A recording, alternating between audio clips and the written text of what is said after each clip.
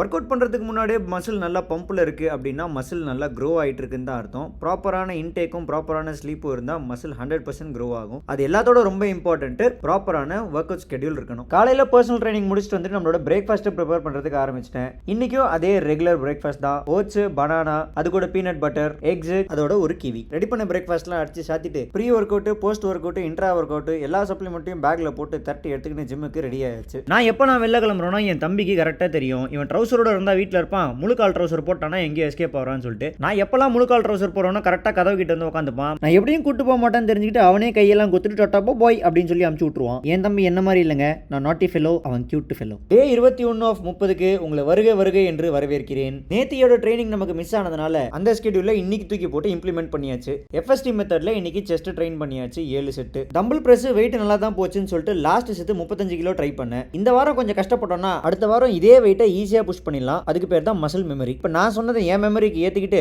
பெக் flies போட்டு செஸ்ட்டை முடிச்சிட்டேன். Shoulder work out போடும்போது நீங்கள் எந்த ஒர்க் அவுட் வேணா ஸ்கிப் பண்ணுங்க, ஆனால் லேட்டரல் ரைஸ் மட்டும் ஸ்கிப் பண்ணாதீங்க. ஏன்னா உங்க மீடியல் டேட்டரில் ட்ரெயின் பண்ணுறதுக்கு தலைவன் தான் ஒரே ஆப்ஷன். இந்த ரோப் பிரஸ் டவுன் வந்து கொஞ்சம் சிக்கமான ஒர்க் அவுட் தான். நீங்கள் ஃபார்முக்கு பதிலாக வெயிட்டை கான்சென்ட்ரேட் பண்ணி போட்டிங்கன்னா தண்ணியே வராத பம்பு செட்டில் காத்தடிக்கிற மாதிரி தான் இருக்குமே தவிர ரைசப் மசில் ஒர்க்கே ஆகாது. இந்த டம்பிள் ஸ்கல் கிரஷர் நான் கொஞ்சம் லைட்டாக தான் வச்சுப்பேன். ஏன்னா எனக்கு ஷோல்டரில் ஒரு இன்ஜுரி இருக்கிறனால நான் ரொம்ப ரிஸ்க் எடுக்க மாட்டேன். பண்ண ஒர்க் அவுட்டை கரெக்டாக பண்ணிட்டப்பா. அப்புறம் ஒரு முக்கியமான விஷயம் மக்களே, நான் டெய்லி ஒர்க் அவுட் முடிச்சுட்டு இந்த மாதிரி போஸ்டிங் பண்ணி உங்களை டார்ச்சர் பண்ணுறேன். ஆனால் என்னால் ஃபுல் போஸ்டிங்கும் பண்ண முடியாமல் டெய்லி ரிப்பீட்டட் போஸ்டிங் பண்ணுற மாதிரி தான் இருக்குது. இந்த 30 நாள் கம்பேக் சேலஞ்சை முடிச்சுட்டு ஃபுல் போஸ்டிங் ரூட்டீனை ஒரு வீடியோவாக பண்ணலான்னு இருக்கேன். உங்கள் கருத்து என்னன்றதை கமெண்ட்டில் சொல்லுங்கள். வீடியோ போடலான்னா தம்ஸ் அப் கொடுங்க, வேண்டானா ஆள விடுறா சாமின்னு கமெண்ட் பண்ணுங்கப்பா. ப்ரோட்டீன் குடிச்சுனே இருக்கும்போது அப்படியே ஜோன் அவுட் ஆகிட்டேன். ஏன் என்னன்றது ஒன்றும் புரியல. புரியாமல் இருக்கிறதே எனக்குலாம் நல்லது. ஏன்னா எனக்கு என்னன்றது புரிஞ்சிச்சுன்னா அதுக்கு ஒரு கேள்வியை கேட்டு என்னை நானே சாவடிச்சுன்னு இருப்பேன். அதனால அங்கேருந்து காடியை கிளப்பின்னு வீட்டுக்கு வந்து போஸ்ட் ஒர்க் அவுட் மீல்லாம் சாப்பிட்டு ஆஃபீஸ்க்கு கிளம்பி இன்னைக்கு டே முடிச்சுக்கிட்டாச்சு. இன்னைக்கு கதை அவ்வளோதான். நாளைக்கு வேற கதையில் பார்க்கலாம். டாட்டா பாய்.